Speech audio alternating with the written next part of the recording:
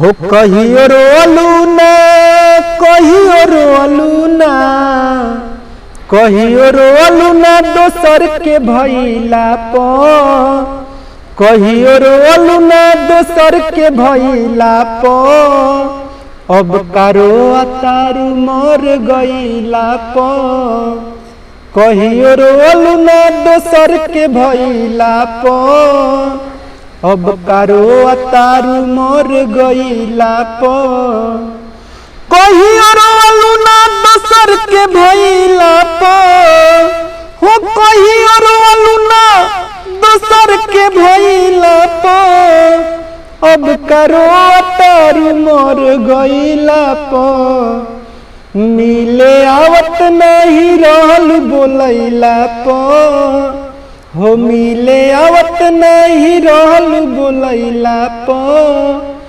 देखे अइलू हमर गइला प कहियो रोलू ना दोसर के भइला प अब कारो तारू मर गइला प।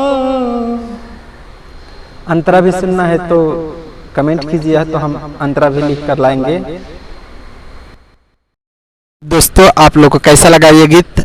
अगर अच्छा लगा हो तो लाइक कीजिए प्लीज़, क्योंकि हम बहुत मेहनत करते हैं आप लोगों के लिए। रात रात भर जाग कर नए नए वर्ड चुनते हैं, नए नए गीत लिखते हैं, नए नए धुन तैयार करते हैं। तो अगर अच्छा लगा हो तो लाइक कीजिए और चैनल को सब्सक्राइब कर लीजिए, क्योंकि हम ऐसे ही फिर कल लाएंगे। हम रोज़ लाते हैं, अगर कल हम लाएंगे तो आपको खोजना नहीं पड़ेगा, आपको खुद व खुद मिल जाएगा। तो चलिए, इसी के बाद दिन हुई है तो रात भी होगी, छाई है घाटा तो बरसात भी होगी, और ज़िंदगी रहेगा तो फिर आप चैनल को सब्सक्राइब कर लेंगे तो अगली वीडियो में आप लोग से मुलाकात भी होगी।